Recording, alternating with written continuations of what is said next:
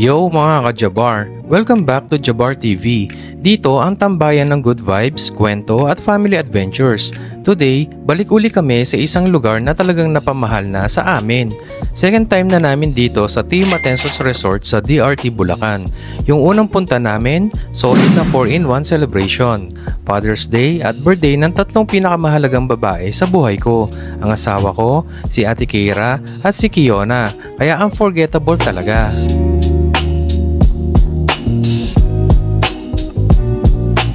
At eto, kinarga ko na lahat ng gamit namin sa sasakyan.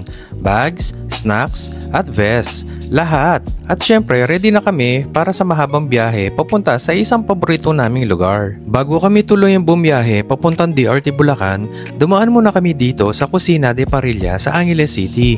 Bumili kami ng pangdagdag na hapunan. Syempre, para siguradong kompleto ang pagkain pagdating sa resort.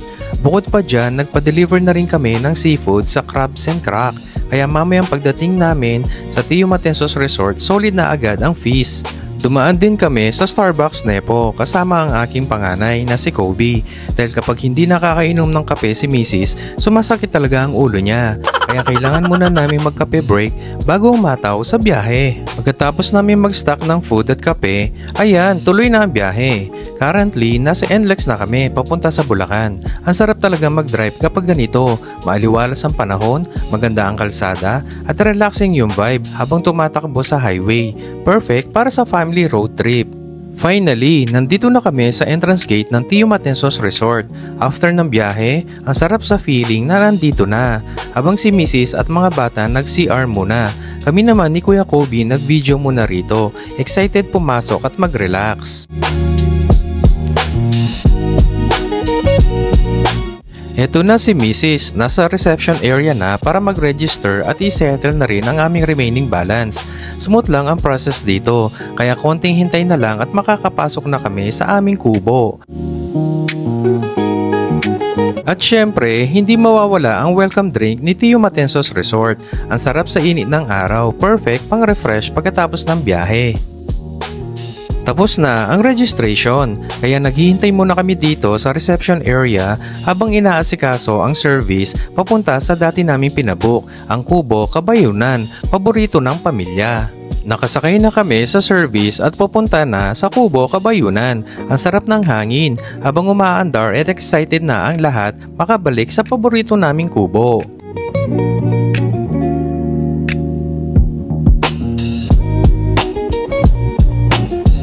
Pagpasok ko sa Kubo Kabayunan, diretso muna ako dito sa dining area. Ang sarap balikan ang lugar na ito. Simple, presko at perfect talaga para sa family bonding. Habang nakatanaw ako sa swimming pool, napaisip lang, ang gaan ng pakiramdam dito. Tahimik, presko at parang ang ganda lang magpahinga at mag-relax kasama ang pamilya.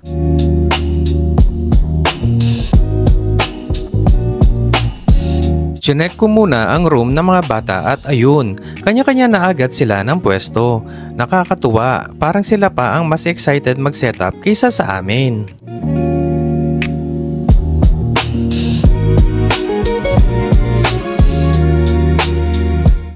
Mula rito, kitang-kita ang buong pool at ang ganda ng paligid.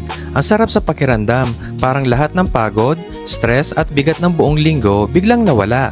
Moments like this reminds me kung bakit mahalaga ang family time. Minsan, ganito lang pala ang kailangan, isang magandang tanawin at kasama ang mga mahal mo sa buhay. Dumating na rin ang merienda namin, dala ng staff. Sakto sa gutom after mag-settle. Simple pero ang sarap mag-snack habang mag-relax dito sa kubo.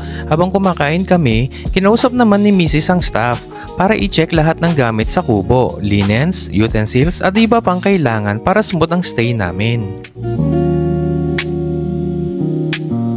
Habang nag-aayos pa kami dito sa kubo, biglang may nag-video call kay Mrs. Nagulat kami lahat. Si Chasey pala, pamangkin namin at pinsan ng mga bata. Umuwi siya galing Amerika. bago tuluyan lumaki ang tiyan. At syempre para makadalaw at makumusta ang magulang niya. Ang saya ng lahat, unexpected pero nakakatuwang surprise. Merienda time na, kumakain na kami. May saging na turon, nachos, sopas, fries at lumpiang gulay. Ang sarap ng simpleng pagkain lalo na kapag kumpleto ang pamilya at lamig ng hangin dito sa kubo. Perfect bago magsimula ng bonding.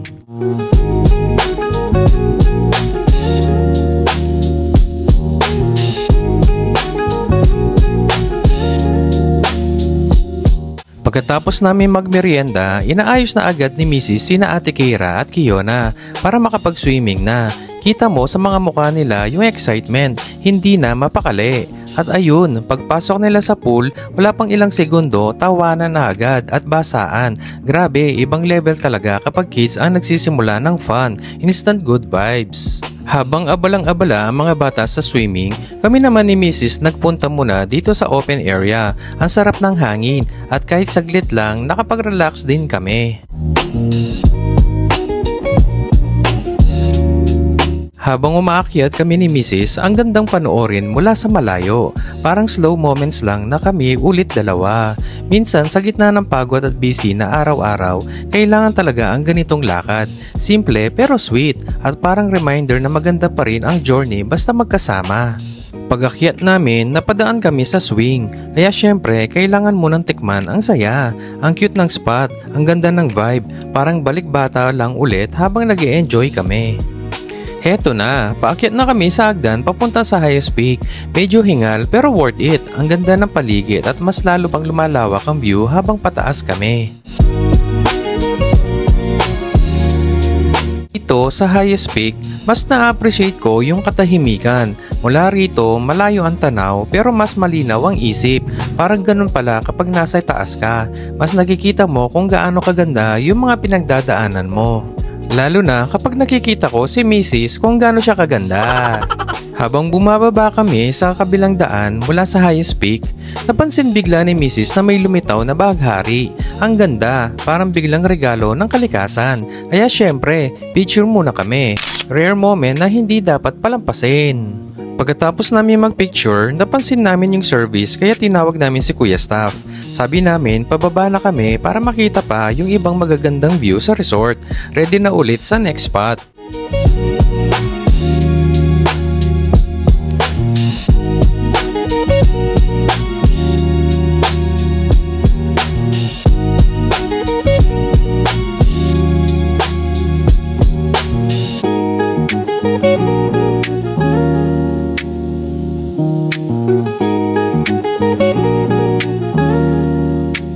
Pagkatapos ng lahat ng picture-picture namin sa mga magagandang spot, bumalik muna kami sa store. Syempre, hindi pwedeng walang pasalubong sa mga bata.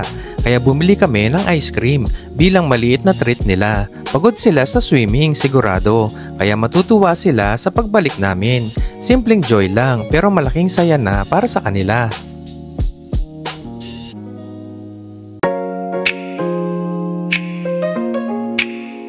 Pagbalik namin sa kubo, sinimulan ko na ang mag-swimming. Ang sarap ng tubig, presko, malamig at parang perfect pang tanggal ng pagod mula sa pag-akyat at pag-ikot sa resort.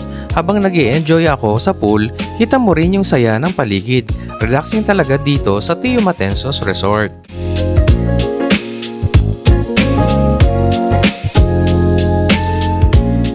Dinner time na. Pagkatapos ng mahabang araw ng swimming, pag-akyat at picture-picture, finally nakaupo na kami para kumain. Ang sarap ng feeling. Yung pagod mo biglang napapalitan ng gaan habang magkakasama kaming pamilya sa isang lamesa. Tahimik ang paligid, malamig ang hangin at puno ng kwentuhan at tawanan. Ito yung mga moments na hindi mo mabibili. Simple pero punong-puno ng saya at pagmamahal. Bandang alas 8 ng gabi, tinawagan na kami ng staff para sa bonfire schedule. Pagkarinig pa lang namin, lalo na yung mga bata, biglang nabuhayan uli ng energy. Iba talaga yung ambience ng bonfire. Yung mga may apoy, malamig na hangin at kwentuhan sa gabi. Perfect way para tapusin ang araw, tahimik, masaya at punong-puno ng warm family moments.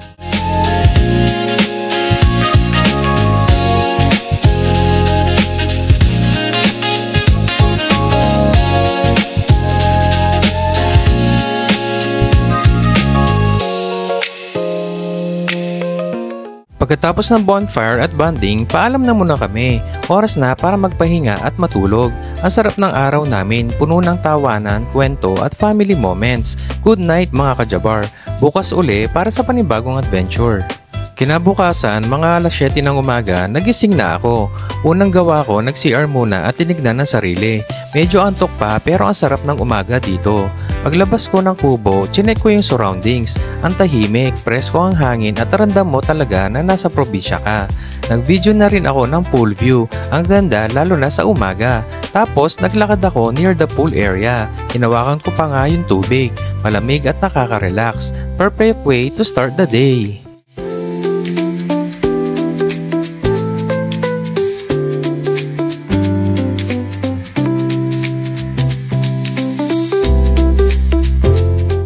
Breakfast time na. Pagkatapos na maagang gising at pag-ikot sa paligid, sabay-sabay na kaming umupo para kumain.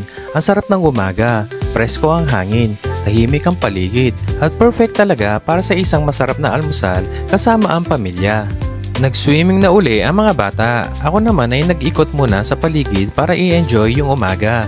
Pumunta ako sa cannon area at nag-video ng view doon. Ang ganda ng tanawin, presko at napakatahimik. Pagkatapos, dumiretso ako sa hammock area. Ang sarap ng hangin doon. Parang gusto mo na lang humiga at magpahinga. Sinabayan ko na rin ang pag-video ng paligid.